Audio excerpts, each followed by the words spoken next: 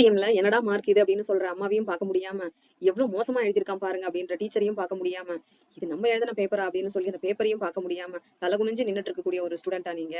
ஏன் மார்க் உங்களுக்கு போகுதுன்னு தெரியுமா? தெரிஞ்ச ஆன்சரை முதல்ல எழுதணும், அதையும் தெளிவா எழுதணும். தானே புயல்ல சாஞ்ச மரம் மாதிரி லெட்டர்ஸ் எல்லாம் இருக்கும் சில பேருக்கு. இந்த மாதிரி எல்லாம் பேப்பர் இருந்துச்சுன்னா திருத்தி முடிச்ச கையோட ஏறின பிரஷரை இறக்குறதுக்காக எந்த டீச்சர் கிளாஸ்ல இருந்தாலும் உங்களை வெளியில கூப்பிட்டு ஏன்டா இப்படி எழுதி வச்சிருக்கிறேன்னு 5 நிமிஷத்துக்கு உங்களை பிடிச்சி பேசினதுக்கு பிறகுதான் ஒரு டீச்சர் வந்து ரிலாக்ஸ் ஆகுறாருன்னா அந்த பாடுபடுத்திருக்கு உங்களோட ஆன்சர் ஷீட்.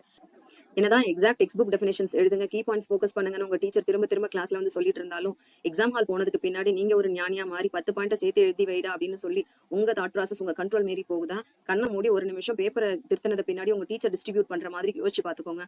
ஆட்டோமேட்டிக்கா நீங்க மட்டும் இல்ல, உங்க பேனாவும் உங்க கண்ட்ரோல்ல இருக்கும், உங்க மார்க்கும் உங்க கண்ட்ரோல்ல இருக்கும். என்னடா இது 5 மார்க் கொஸ்டினுக்கு 2 மார்க் தான் போட்டிருக்காங்க, நான் தான் எல்லா பாயிண்ட்டையும் எழுதிருக்கிறேன் அப்படின்னு சொல்லி டீச்சரை போய் கேட்டா, என்ன எழுதணும்னு தெரிஞ்ச உனக்கு எப்படி எழுதணும்னு தெரியலையடா, ஓகே மேம் குறைச்சிங்கன்னு சொல்லி மேத்தமெட்டிக்ஸ் மேடம்கிட்ட கேட்டா, ஸ்டெப்ஸ் இல்லைன்னா ஸ்டெப் அப் ஆக முடியாது மார்க்லன்னு சொல்லி அமைச்சிட்டாங்க. சரி பிசிக்ஸ் சார்ட்ட போயிட்டு நீங்களாவது சொல்லுங்க சார், ஆன்சர் தான் கரெக்ட், ஏன் மார்க் குறைச்சிங்கன்னு சொல்லி கேட்கும்போது யூனிட்ஸ் இல்லைன்னா யூஸ்லெஸ் ஆன்சர்னு சொல்லிட்டாரு.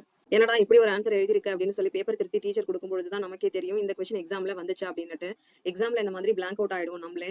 அதுக்கு திரும்ப திரும்ப கொஸ்டினை படிச்சுட்டு அதுக்கு ஆன்சர் எழுதணும். ஆன்சர் எழுதி முடிச்ச பின்னாடி திரும்ப ஒரு தடவை வந்து வெரிஃபிகேஷன் பண்ணிக்கணும். நம்ம நல்லா படிச்ச கான்செப்ட் ஒன்று 2 மார்க் கொஸ்டின்ல வந்திருக்கும், இப்ப பாருங்க என் முழு திறமை இதுல காட்டுறேன் அப்படின்னு சொல்லிட்டு டைமை பார்க்காம நம்ம பாட்டுக்கு உட்காந்து பக்கம் பக்கமா எழுதி பேப்பரை கொடுறா இன்விஜிலேட்டர் கொடுக்கும்போது ஐயோ மிஸ் எழுதி முடிக்கல டைம் பத்தலன்னு சொல்லி நீங்களும் பேனிக் ஆகி இன்விஜிலேட்டரையும் பேனிக் ஆக்கி கடைசியில மார்க் போனதுதான் மிச்சம். என்னடா இது படிக்காத கான்செப்ட்ல இருந்து இந்த கொஸ்டின் வந்திருக்கு அப்படின்னு சொல்லி எப்பயாவது உங்களுக்கு தோணி இருக்கலாம். அப்படிப்பட்ட கொஸ்டினை வந்து கடைசியா அட்டன் பண்ணுங்க, ஆனா கண்டிப்பா அட்டன் பண்ணுங்க. டீச்சரோ இல்ல உங்களை சுத்தி இருக்கிறவங்களோ வந்து இந்த கொஸ்டின் பத்தி டிஸ்கஸ் பண்ணினது உங்களுக்கு ஞாபகத்துல இருக்கலாம். அப்படியே இல்லைனாலும் இந்த கொஸ்டினை லாஜிக்கலா யோசிச்சு ஆன்சர் எழுத ட்ரை பண்ணுங்க. 0 வாங்குறதை விட ஏதோ ஒரு பார்ஷியல் மார்க்கிங் வாங்குறது பெட்டர் இல்லையா? நீங்க நல்லா படிச்ச கான்செப்ட்ல இருந்து ஒரு 4 கொஸ்டின் வந்திருக்குன்னா அந்த 4 கொஸ்டினையும் வந்து நீங்க ஃபர்ஸ்ட் அட்டெம்ப்ட் பண்றதுக்கு ட்ரை பண்ணுங்க. இதனால உங்களோட மார்க் வந்து குறையிறது வந்து கொஞ்சம் கம்மியாகும். இந்த இன்ஃபர்மேஷன் உங்களுக்கு யூஸ்ஃபுல்லா இருந்து அதனால உங்க மார்க் இம்ப்ரூவ் ஆகுது அப்படின்றத மறக்காம கமெண்ட்ல போஸ்ட் பண்ணுங்க.